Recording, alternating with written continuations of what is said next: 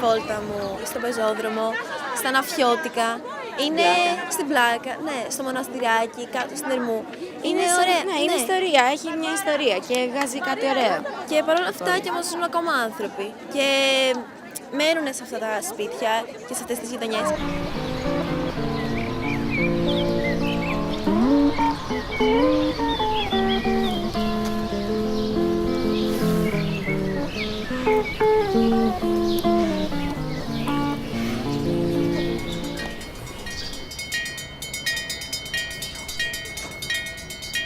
Και οι δράσεις σήμερα που θα γίνουν είναι κάτι πολύ καλό, γιατί δεν είναι ούτε πορεία, ούτε διαδήλωση, ούτε θα κάψουμε την Αθήνα. Ναι, είναι θα χορεύσουμε, θα τραγουδήσουμε, θα παίξουμε θέατρο, θα ζωγραφίσουμε και είναι αυτό που ξέρουμε να κάνουμε καλύτερα.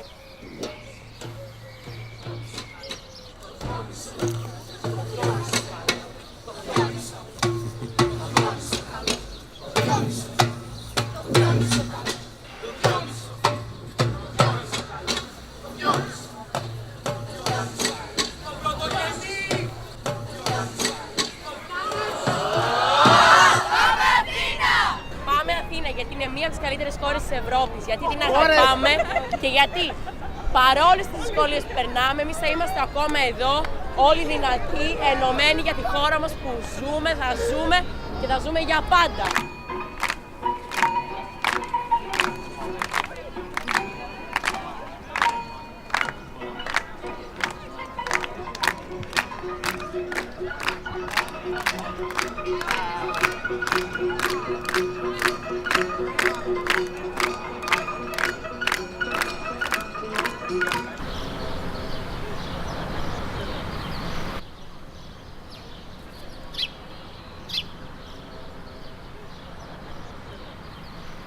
Είναι ένα καινούριο μουσείο, θα μπούμε στην είσοδο, να πάρετε μια ιδέα, θα δείτε αυτά που έχουν βρεθεί, δηλαδή τις συνοικίες της Αθήνας, της κλασικής, της βυζαντινής, της ρωμαϊκής εποχής, κάτω από μια ωραία τζαμαρία.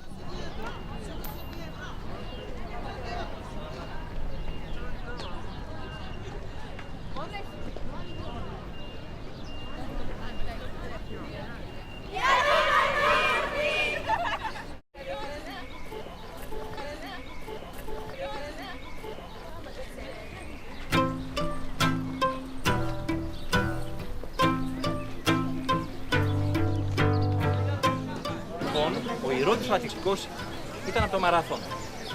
Πολύ πλούσιος, υπήρχε ένας θρύλος ότι βρήκε, λέει, κάποτε ένα σπουδαίο κρυμμένο θησαυρό. Έχτισε λοιπόν αυτό γύρω στο 100 μετά Χριστόν.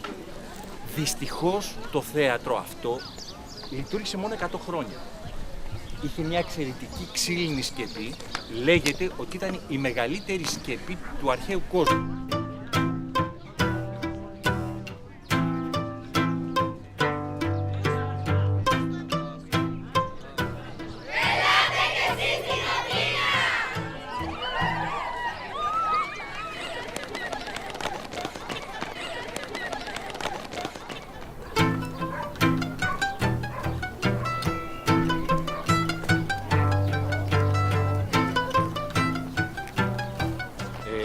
Παρθενώνας, είπαμε, φτιάχτηκε αμέσως μετά τη νίκη των Ελλήνων, των Αθηναίων, επί των Περσών. Οι Πέρσες είχαν καταστρέψει ουσιαστικά ό,τι υπήρχε στην Ακρόπολη.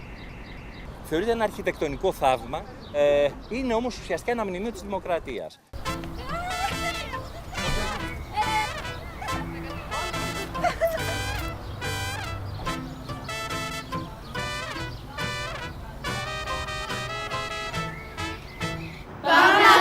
Στο αστεροσκοπείο!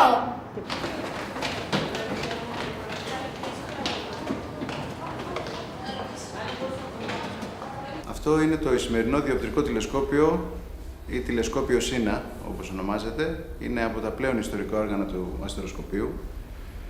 Εξαιρετικό για πλανητικές παρατηρήσεις. Ανοίγει ο θόλος και μπορεί και περιστρέφεται καθ' όλη τη διάρκεια της νύχτας, ακολουθώντας την κίνηση του αστεριού.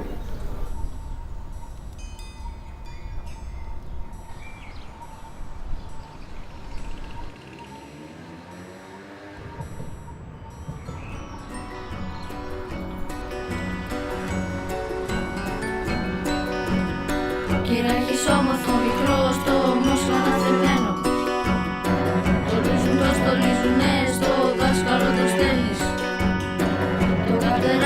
καλός